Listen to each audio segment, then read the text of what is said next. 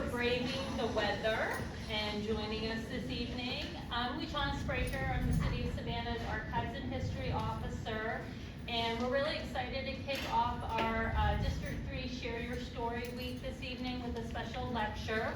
Before we get into what the lecture is, I wanted to let you know today is also a special day. It's the 250th anniversary of the day the Declaration of Independence reached Savannah for the very first time. So you have a little goodie bag on your desk. We celebrated that event this morning in Johnson Square with a reenactment of the reading of the Declaration of Independence. So it was read for the first time in Savannah on this date 250 years ago. So we had a reenactor, Archibald Bullock, who is the provincial council president, read that declaration to students from Garrison, 8th grade students. So just wanted to kind of mention that today was kind of an important day in our history, and we wanted to share that with you as well. I'm going to turn it over to Kelly Zakovic, our senior archivist, to introduce our speaker for this evening. And she'll also at the end talk to you a little bit more about what's going to be going on the rest of this week for Share Your Story Week and how you can get involved in the other events we have going on. Oh, and please silence your phones if you haven't already. All right, thank you guys so much for joining us. Like I said, my name is Kelly Zakovic for some of y'all that I haven't met. But I'm really here to introduce our speaker, Kiersten. Kiersten Connor is a project manager and architectural historian with Ethos Preservation, where she specializes in historic building assessments, project management, archival research, graphic design, and GIS systems. Her work focuses on documenting and preserving historic resources through comprehensive research, field investigations, mapping, and preservation planning. She holds a Master's of Art in Preservation Design from SCAD, where she developed a strong foundation in architectural history, preservation practice, and heritage conservation. A native of Orlando, Kiersten has called Savannah home for about 7 years. Her work is driven by a passion for preserving historic architecture while uncovering and sharing the stories of the people and communities connected to those places. Prior to joining Ethos, she served as a cemetery conservation technician with the City of Savannah, conserving historic monuments and landscapes, and worked for Repurpose Savannah on deconstruction and historic material salvage projects. She has served on the board of directors of Repurpose Savannah and as a member of Savannah's Historic Preservation Commission. Her professional interests include material conservation, community history, historic research, and finding innovative ways to communicate the significance of historic places and their sense of place. So, we are so excited to hear from Kiersten tonight.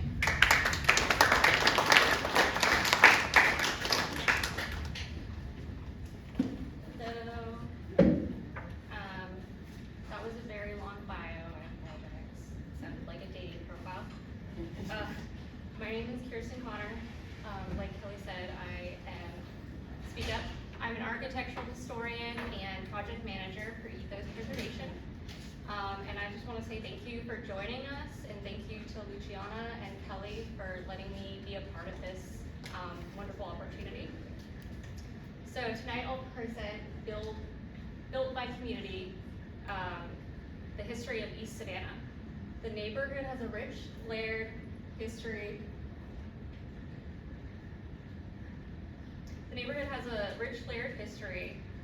That cannot be fully covered in 45 minutes. So I'll focus on,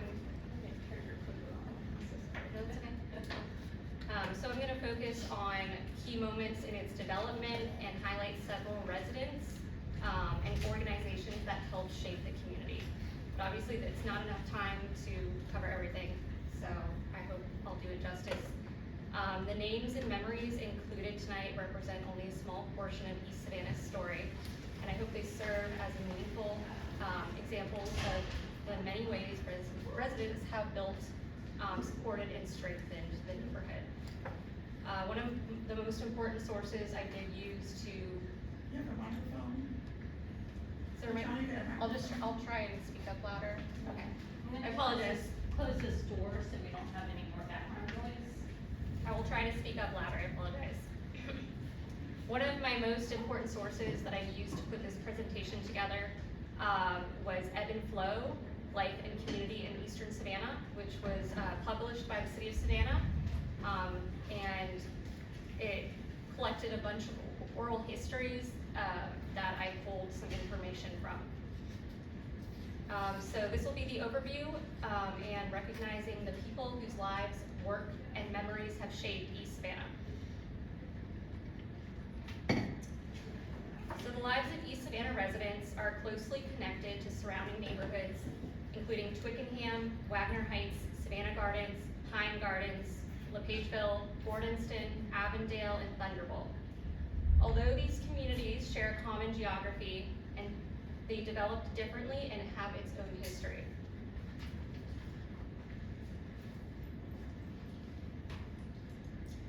East Savannah is located in eastern Savannah within District 3. The neighborhood is roughly bounded by Iowa Street to the north, Long Avenue to the west, with a portion extending to Pennsylvania Avenue, and then Alaska Street to the south, and Minnesota Avenue to the east, with a portion extending to the end of Gwinnett Street, Boiling Street, and Alaska Street. The East Savannah neighborhood was built by its residents. Its history is not only about buildings and streets, but also about the people who created community, supported one another, and fought for improvements. Before East Savannah became a neighborhood, the area was part of a much older cultural and natural landscape. The eastern Savannah landscape was shaped by waterways, trails, transportation, routes long before European settlement. The intersection of indigenous trails, villages, and river routes made the broader east side an important crossroads. The associated indigenous tribes were the Wali and later the Yamasee. Although no indigenous village or burial ground has been identified within East Savannah itself, archaeological evidence has been documented nearby. Residents of eastern Savannah have remembered finding arrowheads and pottery fragments in the broader landscape. The Deptford burial mound near LePageville dates to approximately 1200 to 1325 CE. The nearby Deptford village site dates to approximately 1000 CE or earlier. Both sites were excavated in 1939 through a Works Progress Administration project. And the three main sites excavated under the WPA in Savannah were Irene, Bilbo, and Deptford. All three sites had excavation crews that were made up exclusively of Black women. There remains very little record on the names of those Black women who participated in the excavations, but East Savannah residents were likely to have participated in that work.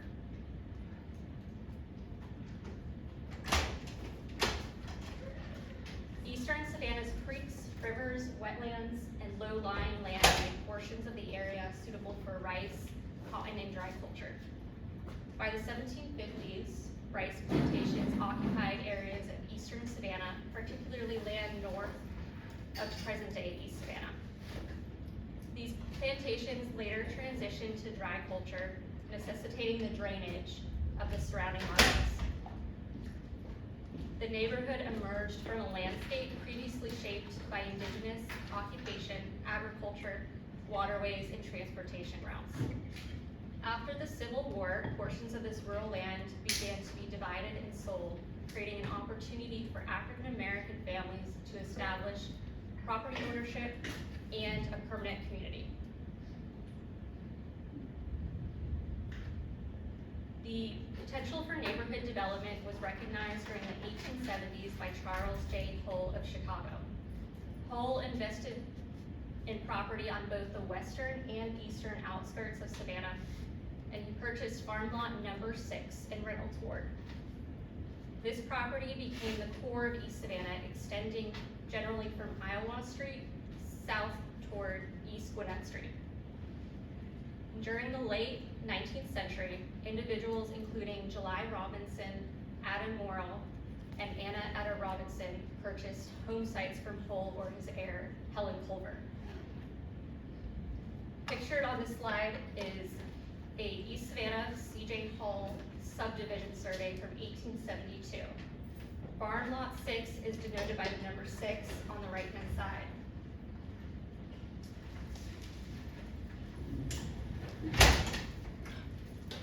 Baker, an emerging African-American entrepreneur, became one of the neighborhood's most significant early property owners. Between 1874 and 1890, he acquired 38 lots on Iowa, Auburn, Gable, and Mosley Streets. Baker was also one of the charter deacons of First African American Baptist Church of East Savannah. His daughters, Carrie Baker and Susan Baker Robinson, later inherited much of that property. Baker's ownership demonstrates the importance of property acquisition to African American security and independence after emancipation. Pictured on this slide is a portion of an 1888 map of Savannah that clearly labels East Savannah, confirming that the community was firmly established by that time. If you look closely, you can also see that the east to west street names from downtown Savannah were carried over to East Savannah, even though those streets were not physically continuous between the two areas.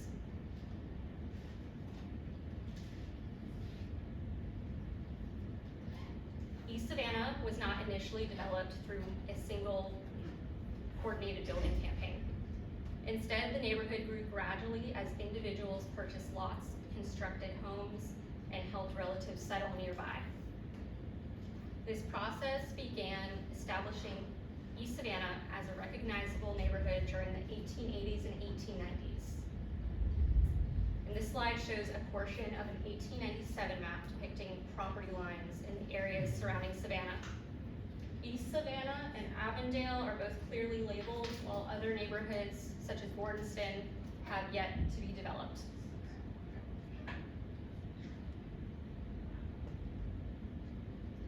Streetcar access encouraged residential development throughout eastern Savannah. Developers promoted convenient transportation to downtown as a reason to purchase property on the east side. Streetcars carried residents to work, school, church, and shopping areas. They continued serving workers, students, and shoppers until Savannah's final streetcar run in 1946. Attempts were made to segregate Savannah streetcars in 1872 and again in 1899.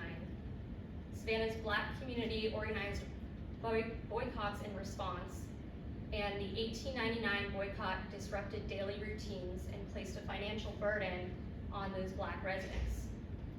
They depended on streetcars as a means of travel in the east side neighborhoods. Black churches played an important role in this organization of resistance. The efforts succeeded temporarily and the segregation law was rescinded. However, that victory was reversed after an 18-month boycott in 1906 to 1907 failed to prevent a new segregation policy.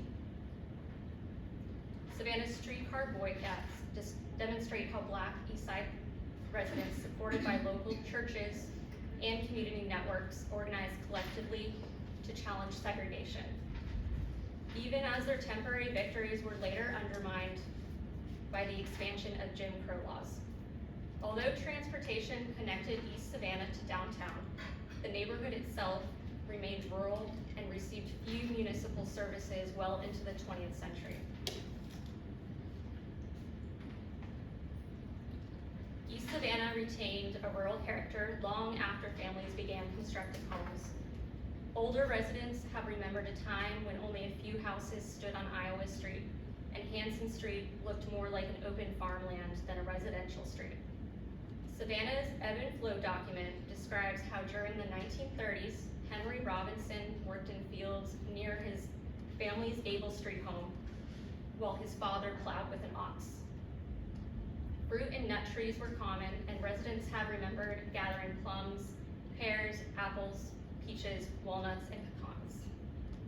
Open fields became informal playgrounds for neighborhood children. The two newspaper articles pictured here are from the Savannah Tribune. The earlier article, published in 1913, advertises cottages and vacant lots for sale in East Savannah, reflecting the community's continued residential growth. And the later article from 1937 discusses the status of farming in East Savannah and provides a glimpse into the area's agricultural activity was done during that period.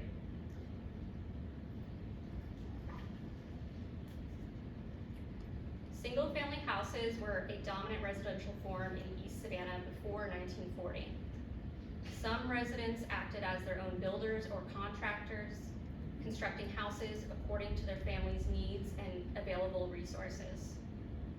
Elizabeth and Peter Bennett lived in a house on Hanson Street that had been constructed by Elizabeth's father, Joseph Hayward of Johns Island, South Carolina. After the death of his wife, Hayward decided to give the house to his daughter, and he dismantled the building, transported the lumber approximately 75 miles by raft, and reconstructed it on Hanson Street. This house stood at 2243 Hanson Street for decades before being demolished during the 1990s. And that is the house that you see in that photo there, pulled from ebb and flow. In the mid-1950s, contractors took notice of the inexpensive lots available in the neighborhood and new homes began to spring up. The resulting neighborhood developed gradually and included homes of different sizes, different forms, materials, and periods.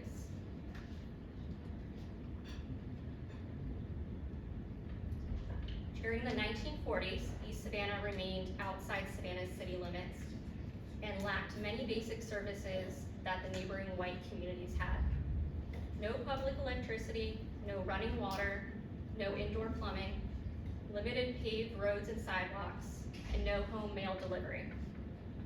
Interviews included in ebb and flow noted residents collecting water from a backyard pump, and some residents' mailboxes were attached to a large wagon wheel. This image shows a portion of a 1929 City of Savannah sewer line map.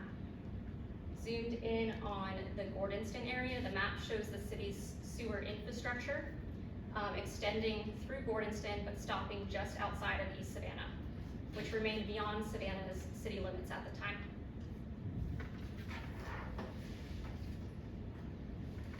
East Savannah bordered the federally constructed Josiah Tatnall Homes, which was built for white residents employed by the shipyard. This would later be known as Savannah Gardens. The difference between the two communities was dramatic. New defense housing included electricity, indoor plumbing, hot water, modern kitchens, and paved or planned streets. Immediately next door, East Savannah families still relied on pumps, outhouses, wood stoves, and kerosene lamps.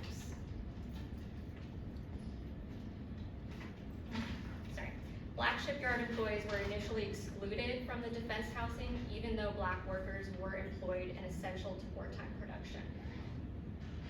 Residents of East Savannah frequently found themselves having to fund their own community improvements or having to advocate for improved public services.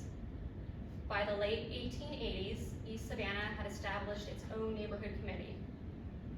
Under the leadership of Chairman Benjamin Ficklin in 1888, the committee successfully advocated and raised the necessary funds to install gasoline lamp streetlights throughout the neighborhood. According to an article in the Savannah Tribune, G.T. Christopher was actively campaigning in the late 1930s to secure these rights, with a particular focus on obtaining electrification for East Savannah. Even though the electrification of their homes lagged behind that of neighboring white areas, the community remained determined to fight for equality. During the 1990s, East Savannah Community Association President Willie Robertson made street paving a central goal. Working with Alderman Ellis Cook, he advocated for paved streets and sidewalks, including sidewalks along Treat Avenue.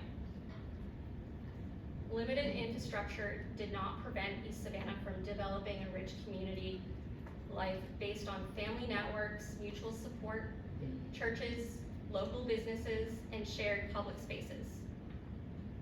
This slide contains two newspaper articles that illustrate the development of public utilities in East Savannah over time. The first, published in the Morning News in 1888, is titled "The Little Suburb Doing Its Best, Its Streets Lighted." The second article, published in the Savannah Tribune in 1938, describes the ongoing efforts to expand electrification in East Savannah, showing that access to electrical service remained an important community issue decades later.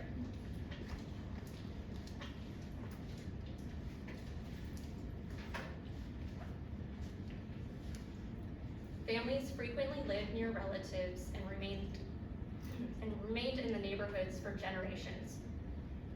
Neighbors shared information, transportation, food, childcare, and access to local businesses. Residents watched over one another's children and provided assistance during periods of hardship. Community relationships compensated for the absence of many formal public services. Neighborhood businesses were an important part of community life and often served generations of loyal customers. Store owners typically lived in the neighborhoods they served, and their customers were also their friends and neighbors. Beyond the internal support networks that strengthened the neighborhood of East Savannah, daily life was fundamentally tied to the broader economic landscape of Savannah's ports, railroads, and industrial sectors. The images on this slide include a 1944 advertisement in the Savannah Tribune promoting Emily's Boarding School, located at 2717 East Gwinnett Street, which provided care for children from 1 month to 7 years of age. Then there is the 1946 article from the Herald advertising fresh pecans, grapefruit, and tangerines available directly from the trees at the home of Mr. and Mrs. Morrill in East Savannah.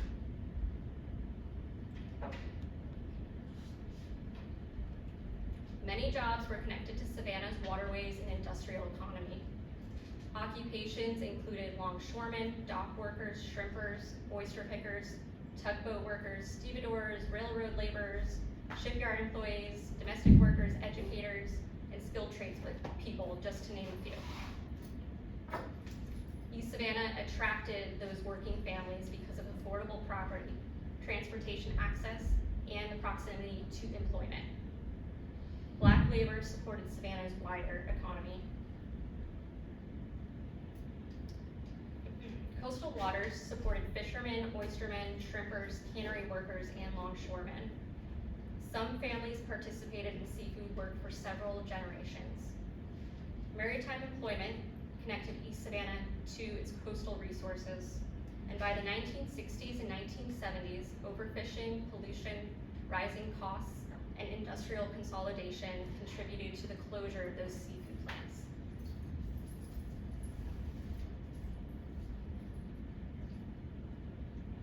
During World War II, at the height of production, more than 15,000 employees reported to the shipyard each day. Shipyard work offered relatively steady wages and military deferments for some male workers. Women entered industrial jobs such as welders and burners, material checkers, rivet catchers, ship fitters, chauffeurs, secretaries, and cafeteria workers. President Franklin Roosevelt, his 1941 executive order prohibited discrimination in defense industries. However, racial discrimination continued heavily in Savannah's industries. Black workers entered through the colored time gate, and unions did not allow black workers to join, even though elected black members were on the labor management committee. Black employees were frequently limited to positions as laborers, porters, and helpers, with lower wages and little opportunity for promotion. Despite this discrimination, shipyard wages were often better than those available to black workers outside of East Savannah.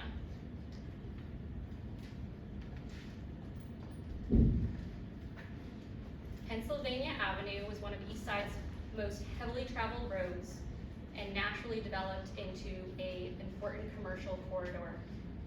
Its northern end was lined with filling stations, auto parts stores, laundromats, cleaners, and other neighborhood businesses.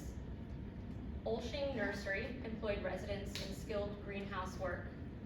A resident of East Savannah, Jake Shellman, held the important responsibility of regulating greenhouse temperatures.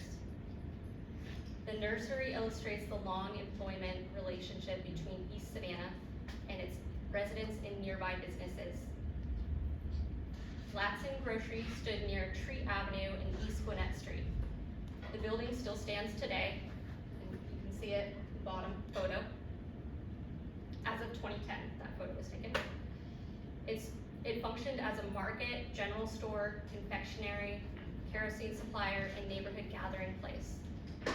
The store was run by Mrs. Lassen, also known as Mrs. Sweet to the kids because she sold candy and treats.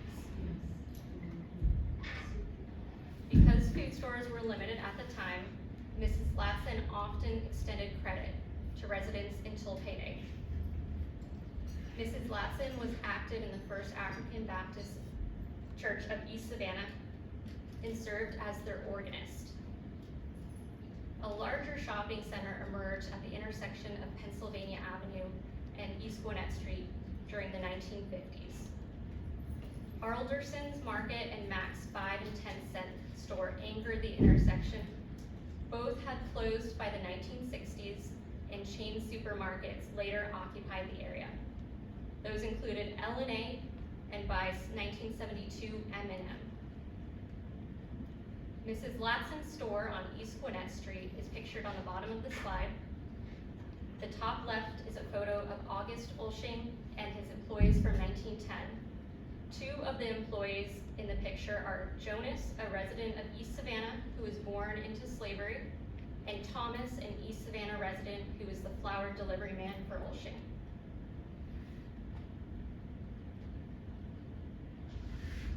Women from East Savannah worked as laundresses, domestic workers, caregivers, educators, shopkeepers, nurses, hairdressers, bank tellers, and industrial employees.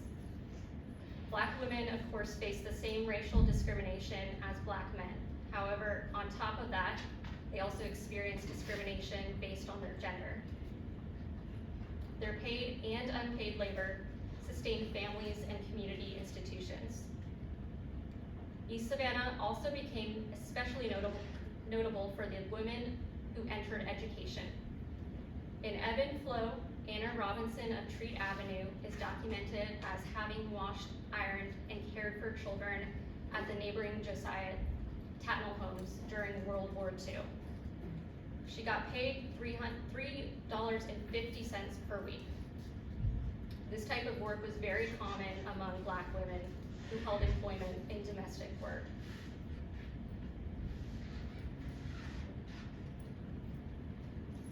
As documented in Ebb and Flow, Abraham Bryan of Mosley Street worked on a tugboat and later operated a dredge for the U.S. Army Corps of Engineers. 3 generations of July Houston's family worked in seafood processing. Janie Baker Bowers worked in a cannery as a teenager during the early 1940s.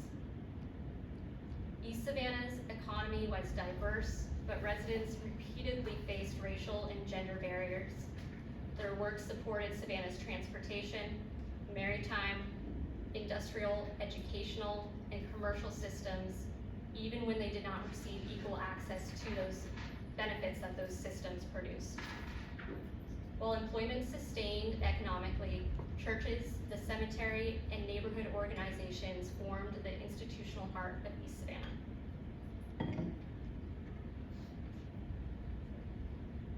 Churches became pillars of community life. They were central to life in East Savannah.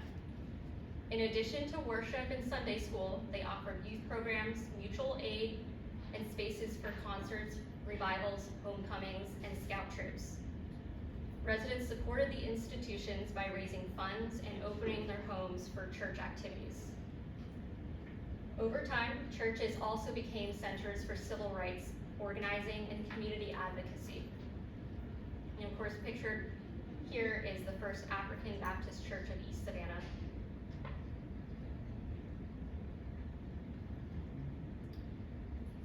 The First African Baptist Church in downtown Savannah authorized the establishment of the East Savannah congregation in 1897.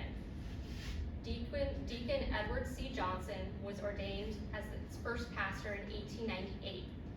Other congregations that have occupied East Savannah include St. Mary's AME Church, East Savannah's Church of Christ, Bible Way Church, and Holy Zion Church of God.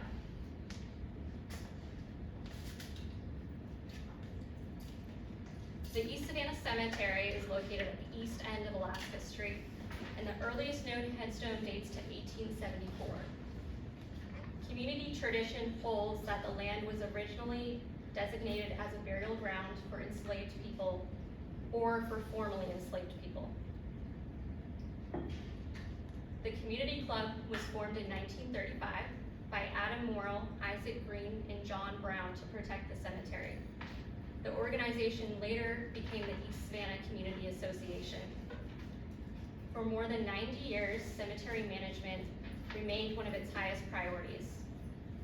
The association continued protecting the cemetery even when faced with legal challenges, and they also continued to advocate and care for the neighborhood by advocating for street paving and sidewalks, assisting senior residents by providing financial assistance and health seminars, offering utility assistance when funding was available, continuing to care for the cemetery, and working to protect the neighborhood's quality of life.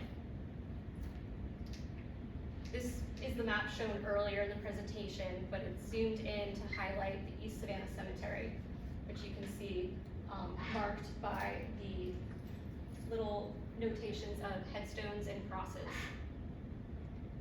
which provides evidence that it was already an established and recognizable feature of the East Savannah community by that time.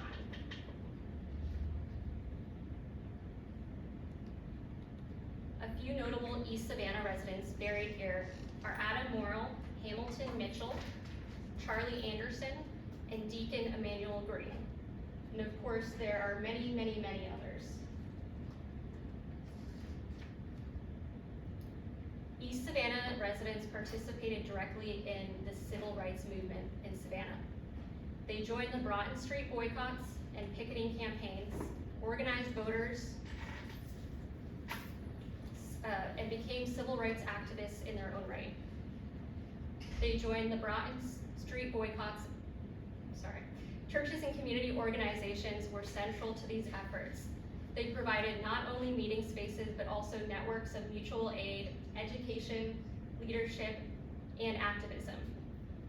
The First African Baptist Church of East Savannah hosted civil rights programs and NAACP membership drives. They also welcomed prominent activists such as W.W. Law. This image is from 1963 and is of the 9 Black students who were the first students to desegregate Savannah High School. Also in the photo is East Savannah resident Ola B. Lewis.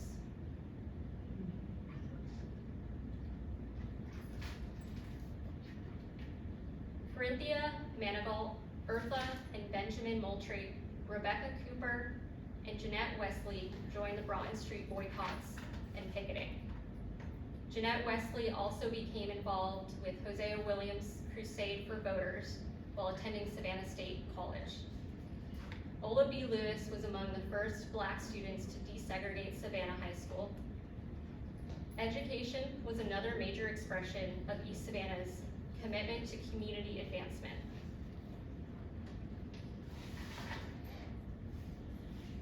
Although school facilities were segregated and frequently overcrowded, East Savannah families continued to prioritize education.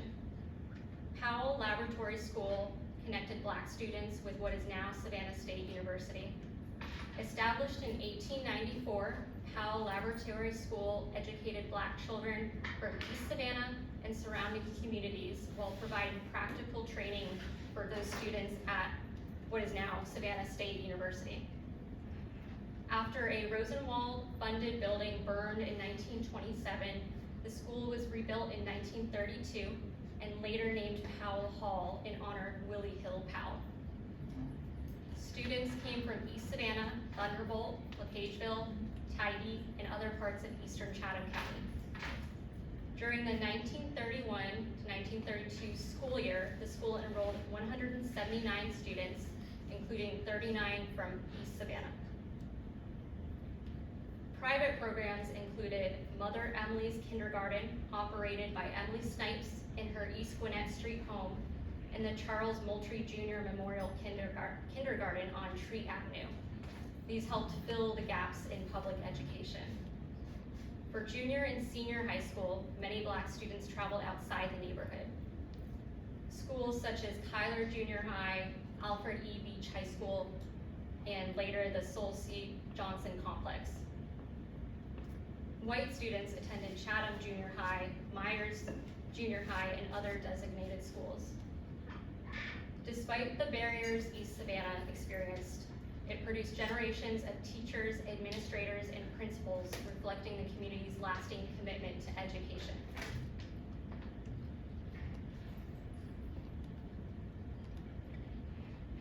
East Savannah produced an exceptional number of teachers, administrators, and principals.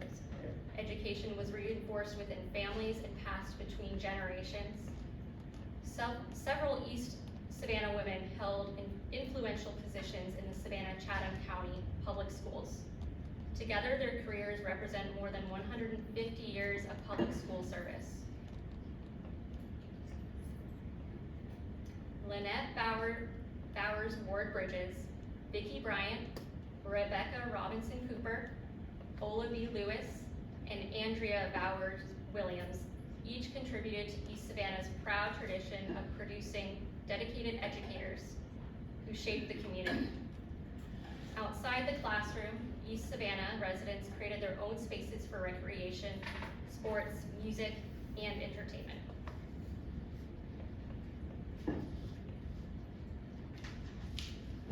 Open land provided children with room to play, explore, and invent their own entertainment. The marsh, creeks, fields, and nearby bluffs were extensions of that neighborhood. For children growing up in East Savannah, the natural landscape was a part of their everyday life. Richard's Landing at the end of Gable Street was a favorite place for fishing and crabbing, while the nearby marshes and pastures of Robert's Dairy offered additional space to explore. And that is what is pictured in this slide. Boys and girls went swimming in a creek in the pasture below Mosley Street. Children spent their time in churches, scouts, schools, and 4-H programs. As documented in Ebb and Flow, East Savannah's Harmon sisters became known as the hard-hitting Harmons for their skill in softball and basketball. And Purcell Moy and his friends operated a successful lawn mowing business in the nearby white neighborhoods.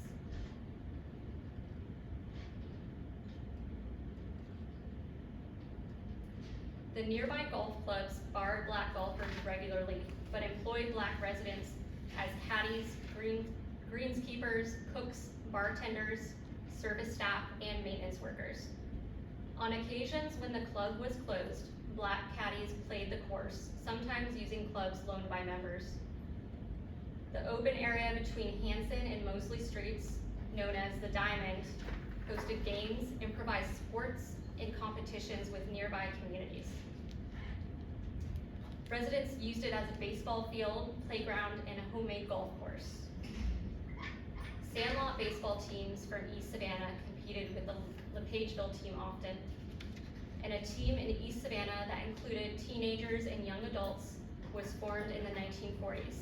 They played against teams from LePageville, Thunderbolt, Can Park, and other communities. Opened in 1957, the Savannah Sports Arena drew crowds for sports and concerts, making the East Savannah neighborhood an entertainment destination. The arena hosted ice skating, boxing, roller skating, wrestling, hockey, and concerts. Performers included Elvis Presley, Little Richard, Connie Francis, and Loretta Lynn. Savannah's first ice hockey game was played there on April 25th, 1957. Sugar Ray Robinson also boxed at the arena, and Bobo Brazil, one of the first nationally recognized African-American professional wrestlers, appeared before an integrated audience.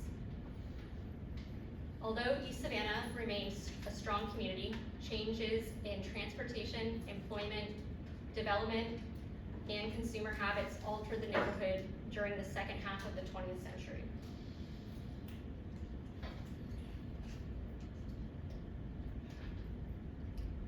Although East Savannah changed over time, many of the connections and institutions that shaped the neighborhood endured. Family ties and long-term homeownership provided stability across generations, while churches, the East Savannah Cemetery, and the Community Association continue to anchor community life. The neighborhood's identity also lives on through the accomplishments of its educators, workers, business owners, and civil rights participants, as well as residents' memories of childhood, school, work, worship, recreation, and everyday life. East Savannah's history survives in buildings and landscapes, but it also survives in family photographs, oral histories, church records, cemetery markers, school documents, maps, and personal memories. Preserving the neighborhood requires documenting both its physical places and the experience of those people who created them. Community knowledge should remain central to future research, planning, and preservation.